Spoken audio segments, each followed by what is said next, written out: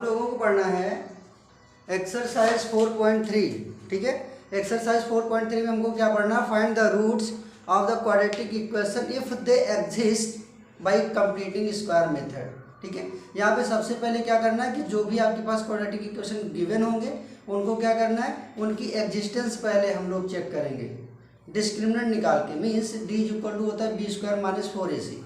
ठीक है, और इसकी कुछ कंडीशंस होती हैं जो मैं अभी राइट करता हूँ, और उसके बाद अगर वो एग्जिस्ट करेंगे, ठीक है, तो हमें क्या फाइंड करना है, तो हमें जीरोस फाइंड करना है, रूट्स फाइंड करने, वो भी कौन से मेथड से, कंप्लीटिंग स्क्वायर मेथड से। ठीक है, तो यहाँ पे हम लोग देखेंगे, सपोज कर लो आपके पास कोई जनरल इक्वेशन है ax square plus b x plus c is equal to 0। ये देखिए आपके पास एक जनरल इक्वेशन है क्वाड्रेटिक का। ठीक है, अब इसमें कंडीशन क्या होती है कि अगर आपका डिस्क्रिमिनेंट डी, डिस्क्रिमिनेंट मीन्स होता है ये बी स्क्वायर माइनस 4ac के इक्वल होता है।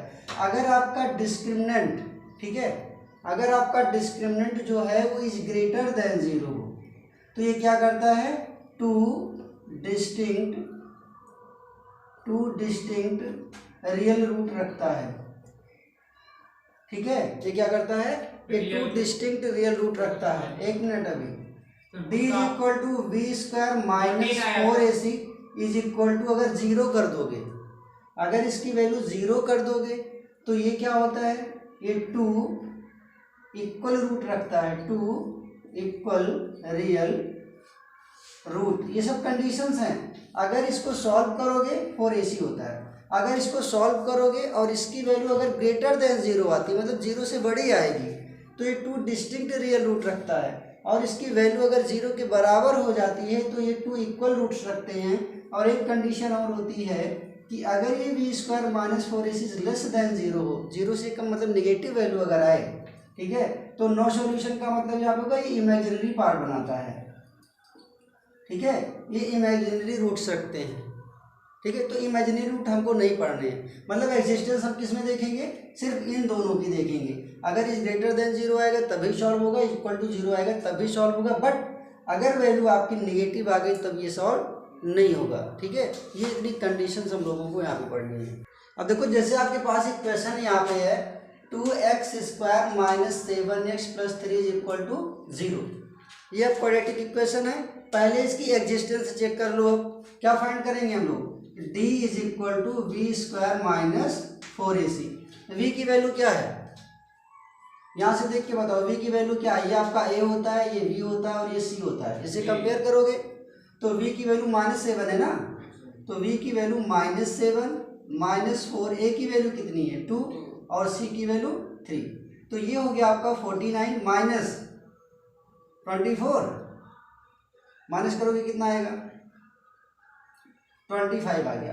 मतलब यहाँ 2x 7x 3 लिखा है। हाँ, अभी इसके पहले देखो मैंने जनरल फॉर्मूला लिखा था ax square plus bx plus c equal to 0, इसी से कंपेयर करना होता है।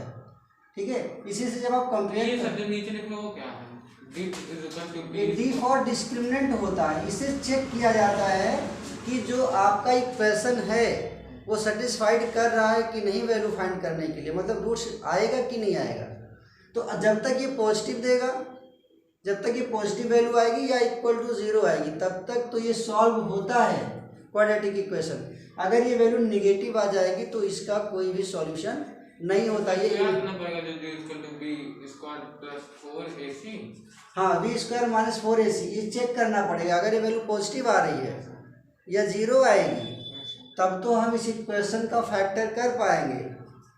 ठीक है, और अगर नहीं ऐसा है तो ये सॉल्व नहीं होगा। अभी ये मान लो निगेटिव आ गया होता तो हम लोग यहाँ पे लिखते कि हम इसे सॉल्व नहीं कर सकते, we can't solve this equation. Clear हुई बात। तो देखो ये पॉजिटिव वैल्यू आ गई यहाँ पे। अगर ये पॉजिटिव वैल्यू आ गई तो हमें क्या करना था, कंप्लीटिंग स्क्वायर मेथड से इसके रूट्स निकालने थे। एक मेथड का नाम है। ठीक है, अदरवाइज आप तो इसको डायरेक्ट भी कर सकते थे ना, 3 2 जा 6 और 6 से 7 लाना होता है, जो एक नॉर्मल वे में आप सॉल्व करते हो किसी भी क्वाड्रेटिक इक्वेशन का जो फैक्टर करते हो। बट यहाँ पे नाम दे दिया है कि इसको कंप्लीटिंग स्क्वायर मेथड से ही सॉल्व करना है। तो ये मेथड देखो कैसे अप्लाई होता है। ये क्या लिखा है इक्वेशन आपका 2x² minus 7x plus 3 is equal to 0। इतनी बात समझ में आ गई। अब देखो सबसे पहला जो काम है थोड़ा सा टफ है, ध्यान देना, ठीक है। अगर अच्छे से समझोगे तो कभी भूलोगे नहीं। सबसे पहले क्या होता है कि अगर x² के पास कोई कॉफिशिएंट है, अगर x² के पास कोई कॉफिशिएंट है तो उससे डिवाइड कर देंगे सब जगह। ये पहला काम रहेगा। x² के साथ में अगर कोई कॉफिशिएंट है तो पहले डिवाइड करना पड़ेगा जो भी इसका कॉफिशिएंट रहेगा। तो अगर ये 2 है तो सब में क्या करना है आपको, 2 से डिवाइड कर देना है। इधर भी 2 से डिवाइड करोगे तो 0 ही हो जाएगा। बात समझ में आई। इसमें हमने क्या किया, बोथ साइड मैंने 2 से डिवाइड कर दिया। अब डिवाइड करने पे देखो 2 से ये 2 कैंसिल हो गए तो बचा क्या, x² minus 7/2x plus 3/2 is equal to 0। इतनी बात सबको समझ में आ गई। अब करना होता है कि जो आपके पास x वाले टर्म हैं उनको वन टाइम एक साइड में राइट कर लो और जो दूसरा वाला बच रहा है उसको ट्रांसपोज करके दूसरी साइड में राइट कर दो। तो यहाँ पे आप लोगों को कितने टर्म समझ में आए, एक तो x² का जो कॉफिशिएंट होगा उससे डिवाइड कर देना रहेगा। दूसरा टर्म क्या बनता है कि जो x वाले टर्म है उनको वन साइड राइट करना है, दूसरा दूसरे साइड में। इतनी बात क्लियर हुई। थर्ड टर्म क्या है कि जो भी आपका कॉफिशिएंट हो, सॉरी जो x का कॉफिशिएंट होगा, किसका, जो x का कॉफिशिएंट होगा, ठीक है, कॉफिशिएंट ऑफ x जो भी होगा आपका, कॉफिशिएंट ऑफ x जो भी होगा उसका हाफ करेंगे। तो कॉफिशिएंट ऑफ x कितना है यहाँ पे आपका 7/2 है, x का कॉफिशिएंट 7/2 है, इसका हाफ करना रहेगा। कितना, हाफ। तो ये कितना हो गया, 7/4 हो गया। सारे क्वेश्चंस की बात मैं कर रहा हूँ। तो x के कॉफिशिएंट में क्या करेंगे, हाफ करेंगे। जो भी वैल्यू आपकी आएगी ये दोनों साइड ऐड करेंगे।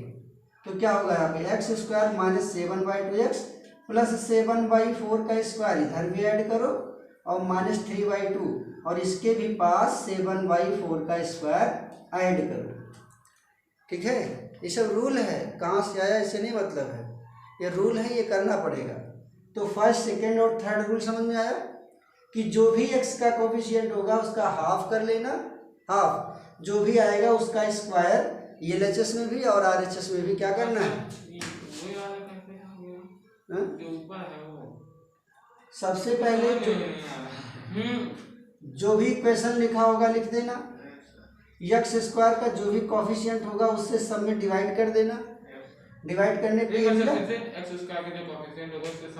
हाँ सब में डिवाइड कर दिया। जैसे वहाँ 2x² है, यहाँ अगर 5 क्यूब भी हो सकता है। क्यूब नहीं यार, क्वाड्रेटिक ही रहेगा।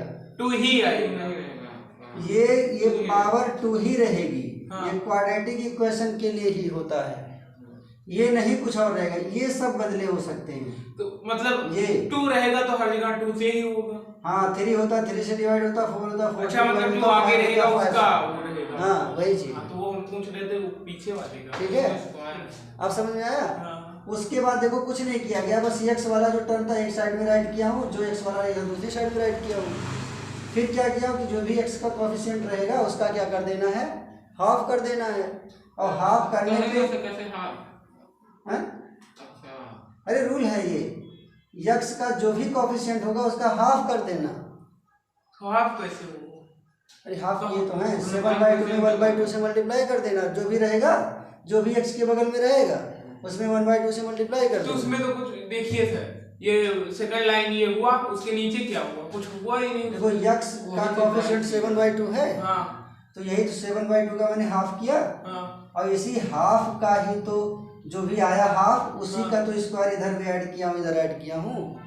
सर ऑन नहीं किए हैं, ऑन है, बताओ। वो 7 1 जा 7 2 2 जा 4 तो 7/4 आया। और उसी को देखो इस वाले इक्वेशन में मैंने क्या किया, वही चीज दोनों साइड में ऐड ही तो कर दिया हूँ। ठीक है, अब ऐड कर ये ऊपर तो ठीक था, फिर दोनों तरफ इसको ऐड कर दिया गया है। तो यही तो रूल है आपका कि जो भी आपका कोफिशिएंट ऑफ x होगा उसका हाफ करेंगे। हाफ करने पे जो भी आएगा उसको LHS में भी, उसका स्क्वायर LHS में भी ऐड करेंगे और RHS में भी ऐड करेंगे। ये नीचे वाली लाइन नहीं समझ में आ रही, इसको एक बार समझाइए सबसे नीचे। तो सबसे नीचे की तो बता रहा हूँ, देखो ये चीज वही तो लिखी है, देखो यहाँ पे इधर देखो यार, ये यही तो लिखा है हाँ। और ये यही लिखा है। एक्स्ट्रा क्या किया गया है कि जो x का कोफिशिएंट था उसका हाफ करेंगे, हाफ करने पे जो भी आएगा उसी का स्क्वायर इस साइड में भी ऐड करेंगे, उस साइड में भी ऐड करेंगे, बस। ठीक, अगर से कट गया तो क्या करेंगे? ये जो माना एक्स स्क्वायर लॉ कट गया, एक्स वाला भी कट जाए तो नहीं करेंगे?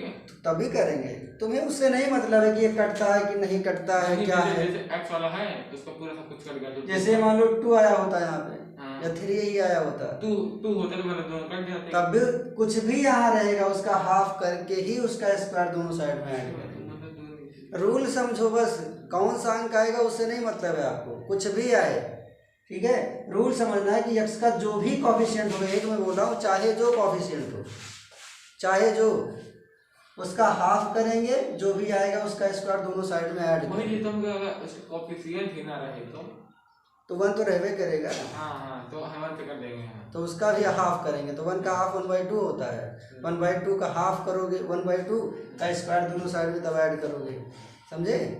कुछ अरे ऐसे कैसे नहीं रहेगा, रहेगा तो ये ना, चाहे 1 ही रहे। इतनी बात समझ में आई? चलो अब देखो यहाँ पे, तो ये जो यहाँ से लेके यहाँ तक की जो वैल्यू देख रहे हो, जानते हो क्या लिखा है? ये लिखा है x - 7/4 का होल स्क्वायर। यही करने के लिए ऐसा किया गया था, ये है कि नहीं? ये जितना देख रहे हो ये x - 7/4 का होल स्क्वायर लिखा, क्योंकि इसको जो ब्रेक करोगे तो a - b का होल स्क्वायर, a स्क्वायर, ठीक है, प्लस b स्क्वायर और -2ab में जब इसका -2ab करोगे तो यही आएगा। इसीलिए ये चीज किया गया था, इसके हाफ का जो है यहाँ पे किया गया था, समझे। तो ये जितना बना, ये x - 7/4 का होल स्क्वायर तो बना। अब इधर की वैल्यू देखो कितनी है, -3/2 प्लस 49/16।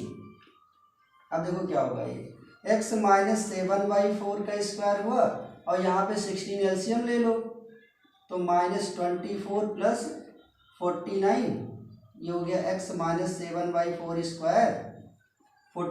49 में से 24 माइनस करो, कितना आएगा? 25 आएगा, और अपॉन 16, ये हो गया x - 7/4 square is equal to 5/4 square. यहाँ तक समझ में आ रहा है?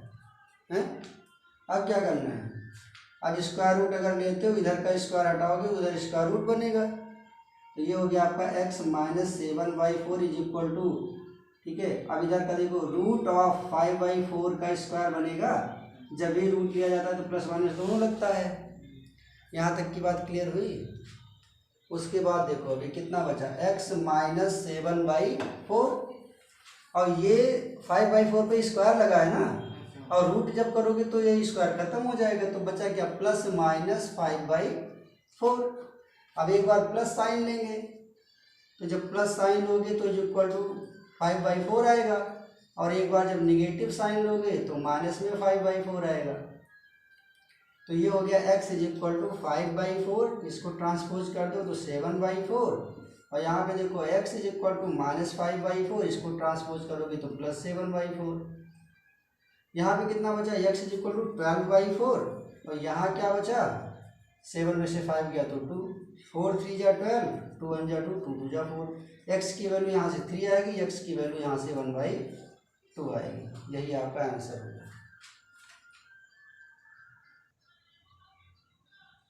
बताओ समझ में आ रहा है कि नहीं आ रहा है?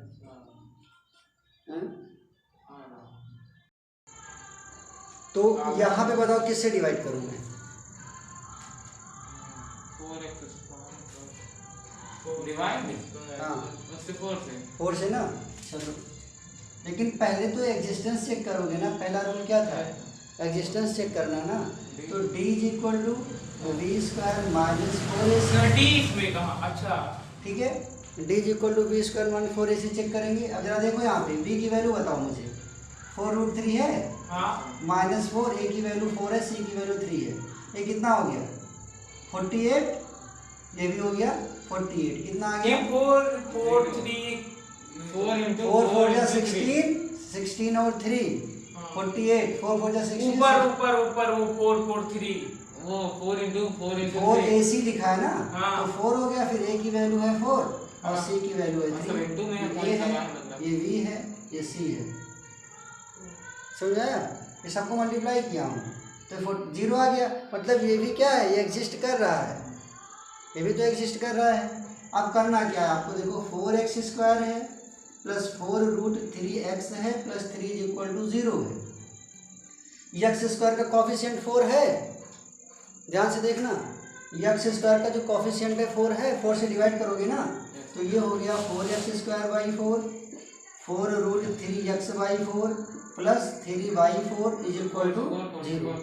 कितनी बात समझ में आई? ये भी 4 कट गया, ये भी 4 कट गया, बचा क्या x² प्लस √3x प्लस 3/4 = 0।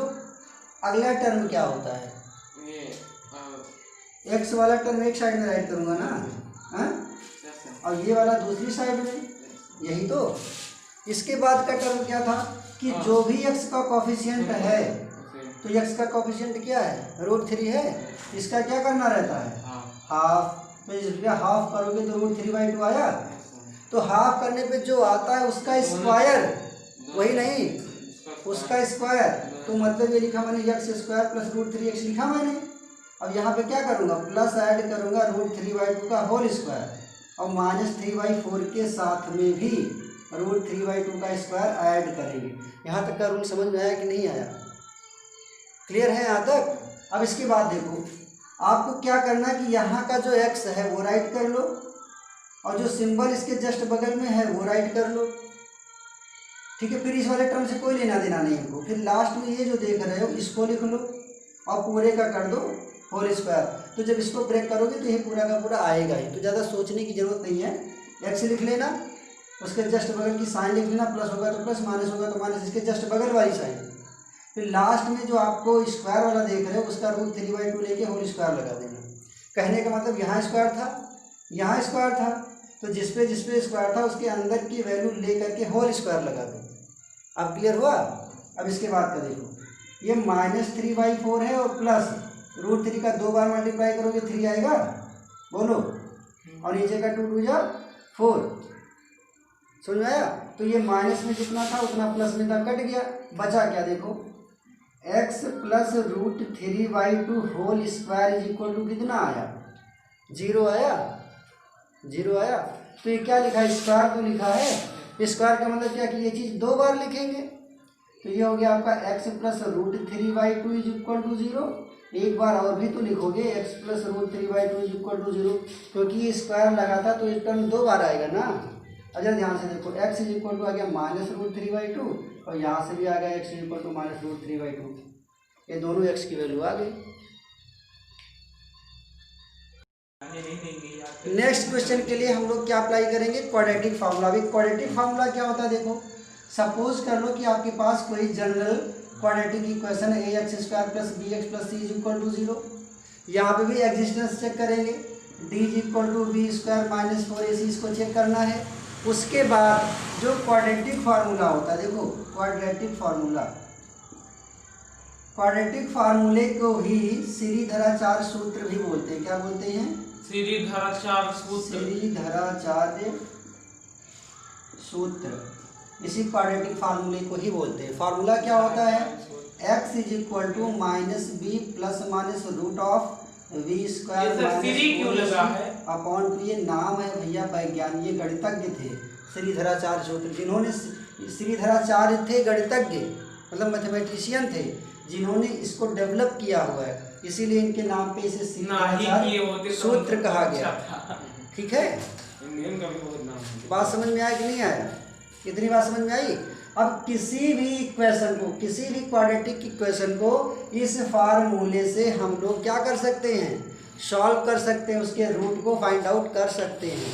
जो काम अभी हम लोगों ने किया सेम वही काम इस फार्मूले से भी हो जाएगा, बहुत ईजिली तरीके से। ठीक है, तो कोई भी क्वेश्चन एक बोलो, उसमें से फर्स्ट वाले का ही लगाना है, वही है, उसी में से बोला कि फर्स्ट वाले को ही करना है।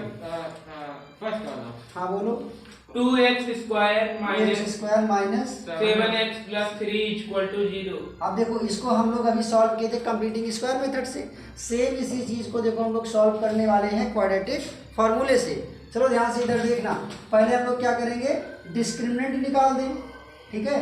तो d इज इक्वल टू क्या करेंगे, v square minus 4ac, v की वैल्यू कितनी है -7 माइनस 4 इंटू 2 इंटू 3, 49 माइनस 7,49 तो कितना आ गया ये 25।